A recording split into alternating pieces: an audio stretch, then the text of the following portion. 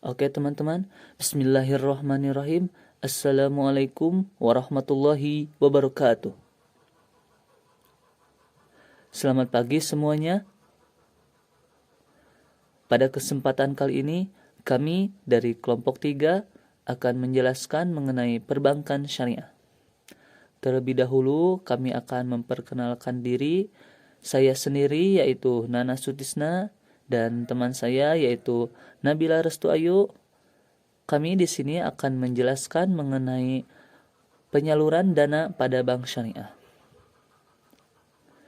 Tanpa berlama-lama, marilah kita mulai materi pertama yang akan dijelaskan oleh Nabila Restu Ayu. Langsung saja saya akan membahas materi tentang penyaluran dana.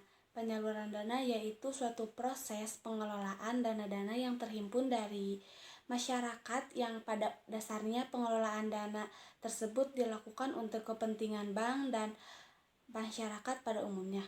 Produk dari penyaluran dana yaitu seperti kredit. Dalam penyaluran dana yang ke-1 ada jual beli atau bai, yaitu suatu proses yang menerapkan tata cara jual beli di mana bank akan membeli terlebih dahulu barang yang akan dibutuhkan atau mengangkat nasabah sebagai agen. Bank melakukan pembelian barang atas nama bank, kemudian bank menjual barang tersebut kepada nasabah dengan harga beli ditambah dengan keuntungan. Dalam jual beli yang pertama ada al-murabahah, yaitu akad jual beli barang dengan menyatakan harga perolehan dan keuntungan yang disepakati oleh kedua belah pihak. Contohnya seperti jual beli kendaraan lewat bank. Yang kedua ada salam, yaitu akad jual beli pesanan dengan penangguhan pengiriman oleh penjual dan pelunasannya dilakukan segera oleh pembeli sebelum barang tersebut diterima sesuai dengan syarat-syarat tertentu. Cara pembayarannya dibayar di muka atau cash. Dan yang terakhir ada istisna, yaitu akad jual beli antara pembeli dan produsen yang juga bertindak sebagai penjual. Pembayarannya dapat berupa bayar di muka atau cicilan, ditangguhkan sampai jangka waktu yang telah ditentukan. Materi selanjutnya dipresentasikan oleh teman saya. Oke, produk penyaluran dana pada bank syariah yang kedua yaitu sewa atau ijarah. Transaksi ijarah dilandasi adanya perpindahan manfaat. Jadi, pada dasarnya prinsip ijarah ini sama saja dengan prinsip jual beli. Tapi perbedaannya terletak pada objek transaksinya. Bila pada jual beli objek transaksinya adalah barang, maka pada ijarah objek transaksinya adalah jasa.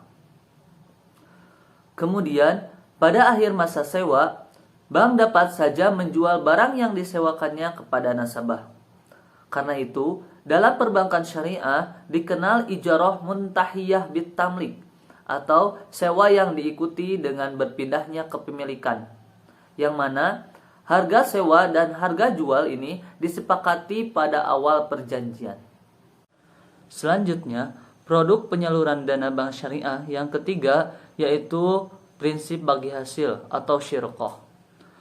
Produk pembiayaan syariah yang didasarkan atas prinsip bagi hasil ini, yang pertama ada pembiayaan musyarakah.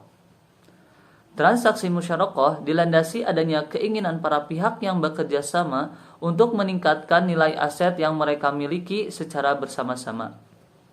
Secara spesifik, bentuk kontribusi dari pihak yang bekerja sama dapat berupa dana, barang perdagangan atau trading aset, kemudian kewirausahaan atau entrepreneurship, kemudian kepandaian atau skill, kemudian kepemilikan atau property, kemudian peralatan atau equipment, atau intangible asset seperti hak paten atau goodwill.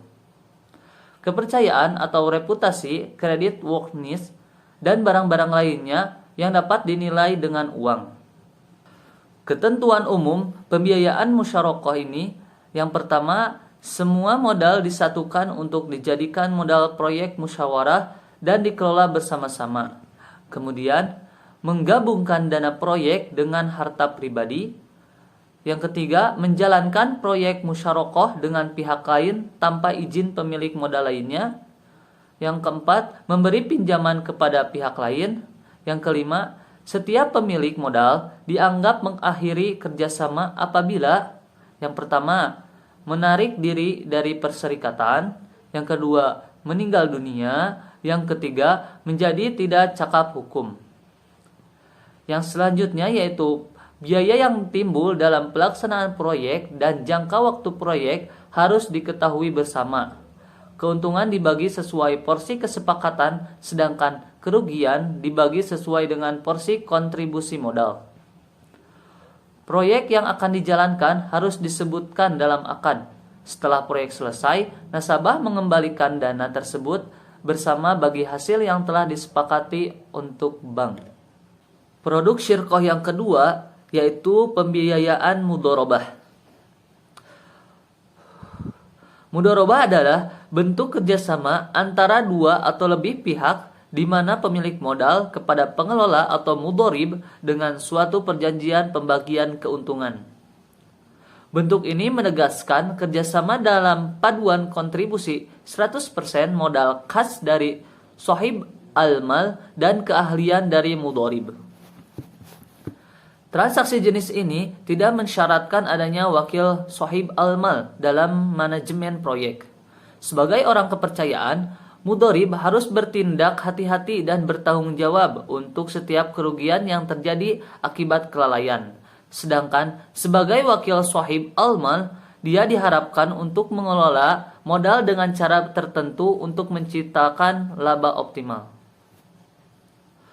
Perbedaan yang esensial dari musyarakah dan mudharabah terletak pada besarnya kontribusi atas manajemen dan keuangan atau salah satu di antara itu. Dalam mudharabah, modal hanya berasal dari satu pihak, sedangkan dalam musyarakah, modal berasal dari dua pihak atau lebih. Musyarakah dan mudharabah dalam literatur fikih berbentuk perjanjian kepercayaan atau uqud al-amanah yang menuntut tingkat kejujuran yang tinggi dan menjunjung keadilan. Kemudian, ketentuan umum skema pembiayaan mudharabah yang pertama, jumlah modal yang diserahkan kepada nasabah selaku pengelola modal harus diserahkan tunai dan dapat berupa uang atau barang yang dinyatakan nilainya dalam satuan uang. Yang kedua, hasil dari pengelolaan modal pembiayaan mudharabah dapat diperhitungkan dengan cara yang pertama perhitungan dari pendapatan proyek, yang kedua perhitungan dari keuntungan proyek. Kemudian hasil usaha dibagi sesuai dengan persetujuan dalam akad pada setiap bulan atau waktu yang disepakati. Bank selaku pemilik modal menanggung seluruh kerugian kecuali akibat kelalaian dan penyimpangan pihak nasabah, seperti penyelewengan, kecurangan, dan penyalahgunaan dana.